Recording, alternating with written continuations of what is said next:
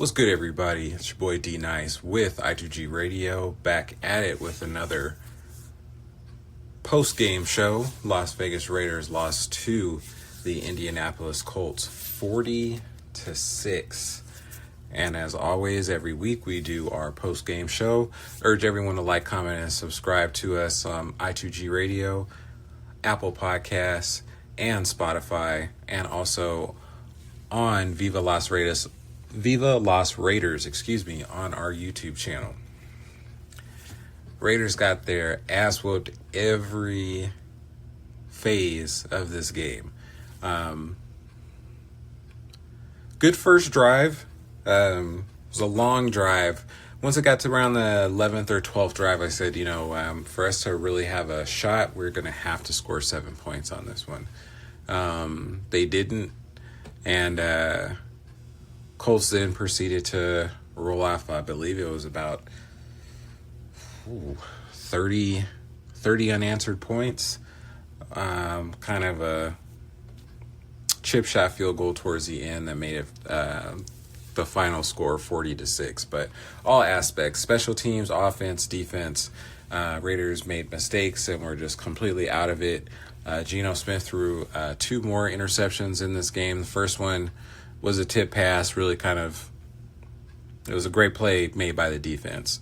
Goal line situation. But, in watching the game and seeing Geno out there, he's getting locked in. I think a little too much. The second interception was double coverage with Dante Thornton, and it was thrown towards the outside instead of the inside.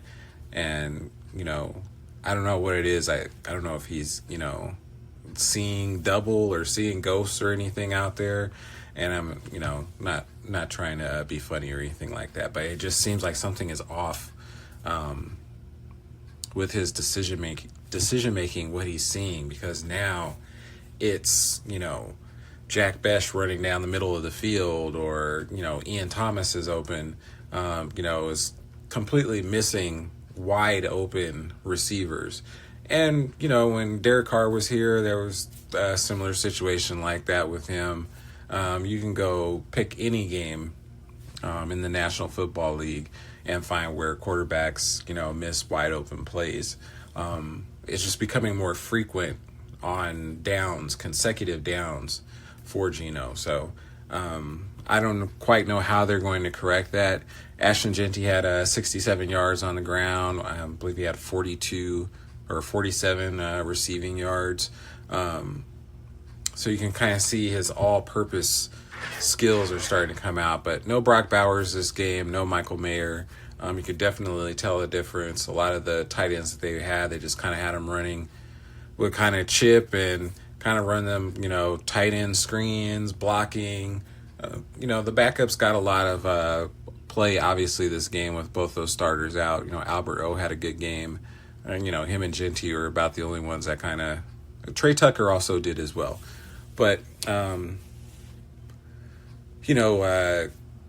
sustaining drives by the Colts. Defensively, they weren't able to get really any pressure on Daniel Jones all game. Jonathan Taylor had 3 rushing touchdowns. The team itself didn't rush for more than 100 yards. But, it just was such a efficient performance by the Colts. They had great field position, a block kick. Looks like A.J. Cole is going to be injured for a period of time. He went out of the game, came in a couple times just to be a placeholder for Daniel Carlson. Just was just a miscombobulated game just from the start to finish. And, Colts win boots to asses. So I'm not going to make this a long podcast. Long story short, at this point for me, I would like to see the Raiders kind of sub in a few guys, see what they've got with their rookies, and kind of go from there. Colton Miller's going to be out for a long period of time. If Brock Bowers is not a participant by like Thursday of next week, a borderline full participant, maybe put him on short-term IR for 4 games. For 4 weeks. That way you can get better. You've got a bye week also in there as well, so you can get that extra week it's coming up regardless anyway. And if he misses another game, now you don't want to second guess or question yourself because he did get injured in the first game. But, see what you got with these guys. Mayer comes back, great. Jack Bech, I've been saying this since before the season started, he needs more snaps. You got to get this guy more snaps out there and see what you have with him. And, if you want to die on the Geno Hill, that's fine.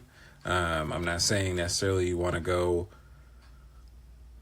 bench him at this point because I felt like it could have been done in this game. But, short leash, you throw another pick or we see the game's going south, we're going to go with the backup. See what you got with Kenny Pickett. AOC's coming back, is off short-term IR. You got to make a decision with him, I think, within the next 3 weeks. If you want to roll with him, because this, looks real bad and it's going to be hard to sell to fans and to just the team in general if this continues the season like this for Geno, for him to go year 2. He is quote-unquote a bridge quarterback, but I think it's clear the Raiders need to, with their first-round pick, no matter how high it is, if they need to add an additional pick, if they can identify a starting quarterback in the draft, they need to go that route. These bridge quarterback Band-Aids that they've been doing for years. I mean, like I said, the last quarterback actually drafted was in the first round was Jamarcus Russell. I'm more going the route of, you can bring in a vet if you want in the off-season free agency to compete, but, got to get that quarterback right.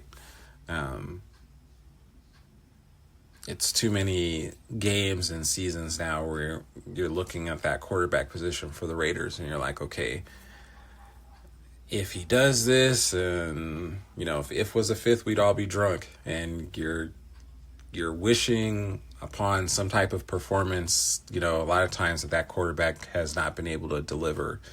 And for a lot of years, going back since like Rich Gannon to now, present, and that's like almost 25 years. Some stability at times, injuries, different things happen. Quarterbacks have regressed. We've brought in retreads other places thinking, hey, this guy can resurrect the franchise and all that, and it doesn't work that way. Locate your quarterback. If it's Carroll, Spytek, whoever it is, they have to bring in another regime, which, God forbid, I don't think that we're going to do another reset. But like last year, you're going to have to kind of sit, and this is going to be has the feelings of a really bumpy ride if you're a Raider fan. And I have been for 4 decades, so, I know what I'm seeing out there on the field. It's a lot of injuries. O-line's kind of becoming patchwork at this point. I'm going to do another pod later in the week, probably Monday or Tuesday. Just some things I'd like to see moving forward. Again, I don't want to make this a super long podcast, just kind of giving my quick reaction to what's going on. But I want to see, bottom line, the rookies and young players that are kind of question marks on this team. I want to see them get more burn. Offensive line, wide receiver. I've got a list of guys that I'll talk about that I would like to see more from moving forward. And we'll make a nice, pod or whatever about that. But, just currently, Raiders, all aspects, special teams. There's even some coaches, special teams coach, Tom McMahon. This special teams unit's got regressively worse, year after year after year. A lot of people are asking, saying, well, Daniel Carlson missed another field goal. He's regressing.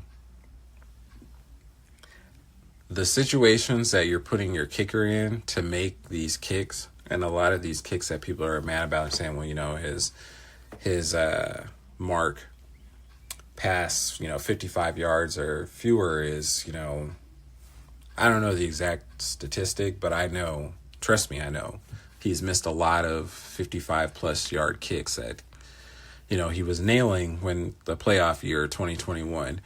The circumstances and a lot of the situations it's been a mess for him to kick, and I'm sure you talked across him and he's like, look, I got to make those kicks. But, just the offensive execution, just everything's off, and it's kind of a snowball effect. You kind of feel it, a penalty here and incomplete pass there and a punt or a blocked punt or interception. You just kind of see how it's starting to snowball.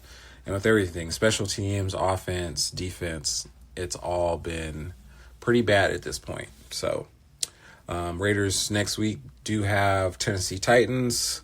See how these tickets are looking. I might be in the building for that game next week. We'll see what happens. But site www.illuminati2g.com for all of your hip-hop needs and Raiders news and notes. Follow us on I2G Radio.